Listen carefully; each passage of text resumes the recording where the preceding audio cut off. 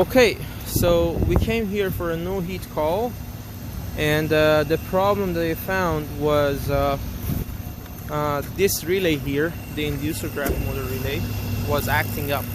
So we replaced that relay, that's that.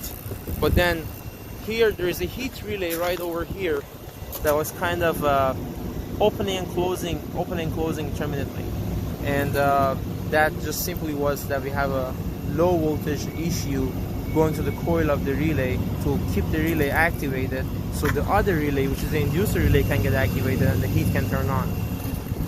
So we went through the schematic,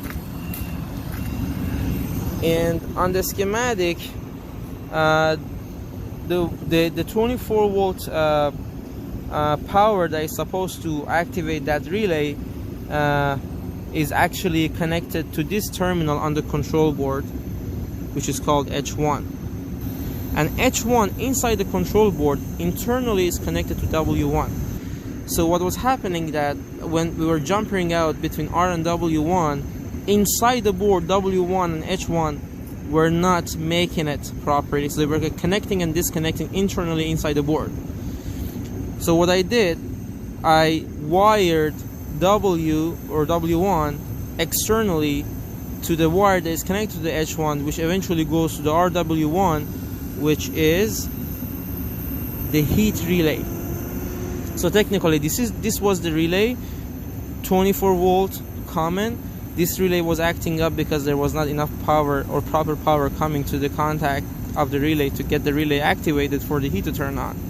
And that was because inside the board H1 and W1 were not making it properly. So we wired externally W1 directly to the wire that goes to the H1. We connected it with a wire nut right here. So there are 3 wires here. One of the white wires goes to the economizer, which we don't care about. The other white wire comes to the coil of this relay at the back. You won't be able to see it. And the third wire, we took it from the W1. So whenever there is a call for heat, W1 will send the power to the wire that goes to the H1, and then will activate this relay, and eventually the heat will work. This is a temporary solution. We're gonna replace this whole rooftop unit hopefully next week, but we just did that to have a heat available for the customer temporarily, so that we can replace the unit next week. Just a quick tip.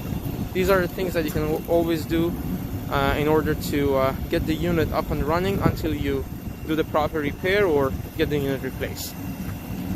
Yep.